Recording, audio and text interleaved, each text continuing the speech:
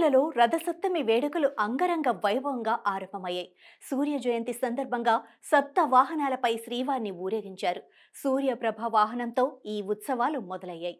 తెల్లవారుజామున తిరుమల ఆనంద నిలయం వాయువ్య దిశలో ఉన్న మేదరమిట్ట మూలలో తొలుత సూర్యప్రభ వాహనాన్ని ఊరేగింపుగా తీసుకొచ్చారు.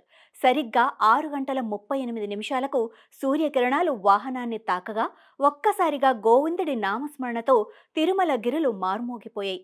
ఆ వెంటనే అర్చకులు మలయప్ప స్వామివారికి ప్రత్యేకంగా హారతిచ్చి నివేదనను సమర్పించాక తిరిగి వాహన సేవ ప్రారంభమైంది.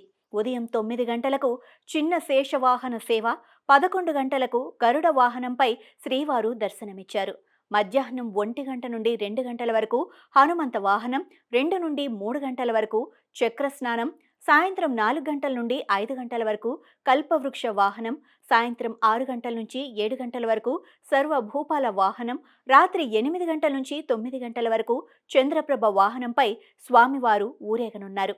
ఈ ఉత్సవాల నేపథ్యంలో టీటీడీ చైర్మన్ బిఆర్ నాయుడు, కార్యనిర్వాహక అధికారి జె శ్యామలరావు, అదనపు ఈవో సిహెచ్ వెంకయ్య చౌదరి అర్ధరాత్రి 4 మాడ వీధుల్లో ఏర్పాట్లను పరిశీలిస్తూ ఏర్పాట్ల గురించి భక్తులను అడిగి తెలుసుకున్నారు.